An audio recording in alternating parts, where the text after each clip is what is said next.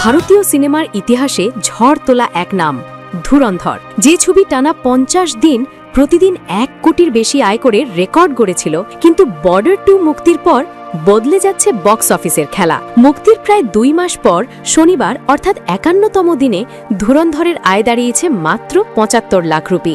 যদিও আগের দিন শুক্রবার আয় ছিল ৫৫ লাখ, তবুও এটা ধুরন্ধরের পুরো যাত্রায় সবচেয়ে কম আয়ের দিনগুলোর একটি।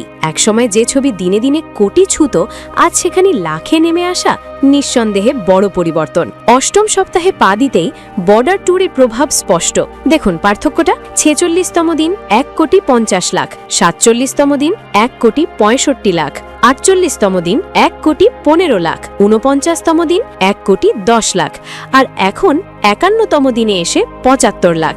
নতুন বড় রিলিজ মানেই পুরনো ছবির স্ক্রিন কমে যাওয়া, আর ধুরন্ধর তার ব্যতিক্রম নয়। তবে শুধু বর্তমান দেখলে চলবে না, কারণ ধুরন্ধর ইতিহাস গড়েছে। টানা ৫০ দিন প্রতিদিন ১ কোটির বেশি আয় ভারতীয় সিনেমায়, যা একেবারেই বিরল।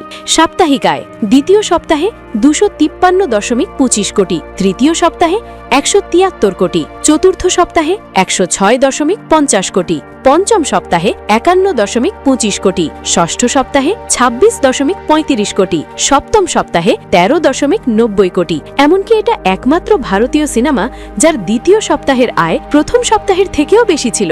এখনো পর্যন্ত ভারতে মোট আয় ৮৮৬ কোটি ২০ লাখ রুপি, বিশ্বব্যাপী আয় ১৪৪২ কোটি ২০ লাখ রুপি।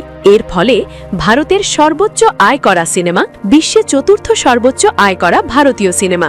চীনের বাজার বাদ দিলে সর্বোচ্চ আয় করা হিন্দি সিনেমা, বিশ্বে তৃতীয় সর্বোচ্চ ভারতীয় সিনেমা। এগুলো কোনো ছোট কৃতিত্ব নয়। তবে প্রশ্ন থেকেই যায়, ভারতের ৯০০ কোটির ক্লাবে ঢুকতে এখনও প্রয়োজন প্রায় ১৪ কোটি রুপি। বর্তমান গতিতে সেটা আদৌ সম্ভব? আর বিশ্বব্যাপী তালিকায় পুষ্পা ২ ১৭৪৪ কোটিকে টপকানো, সেটাও এখন বেশ কঠিন। Forgive me, I can't forgive them. You know my history, know what I did then, and what I